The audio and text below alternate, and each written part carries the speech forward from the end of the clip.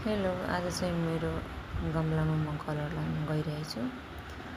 भाइले चाहिँ गमला ल्याइदिनु भनेको, तर उसले चाहिँ यो सिमेन्टीवाला गमला ल्याइदिएछ।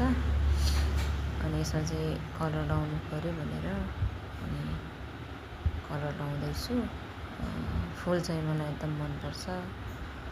अनि यो फुलहरूमध्येमा अझै यो स्नेक प्लान्ट चाहिँ एकदम मेरो बेस्ट हो। अनि यसरी सबै गमलाहरू मैले कलरहरू लगाइसकेँ।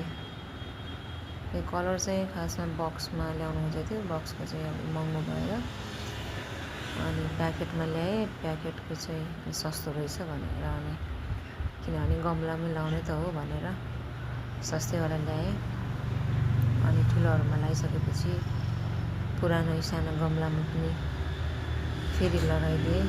अनि अलिकति यो कलर उब्रिएको पनि थियो। अनि सबैमा कलर लगाइसकेपछि चाहिँ अनि गमलाहरू सबैलाई सानो ठुलो आफ्नो ठाउँमा राखेँ। राखिसकेपछि एकछिन म रेस्ट गरेँ। अनि रेस्ट गरिसकेपछि फेरि याद आयो कि त्यो प्लास्टिकको गमलाहरू पनि थियो 2-3वटा। अनि प्लास्टिकको गमलामा पनि फेरि लगाएँ। यो खासै यो कलर टिक्छ जस्तो त लागेन, तर पनि अलि राम्रो देखिन्छ। जति टिक्छ भनेर अनि लगाएँ सबैमा। अनि आजको दिन यति नै हो। आजको काम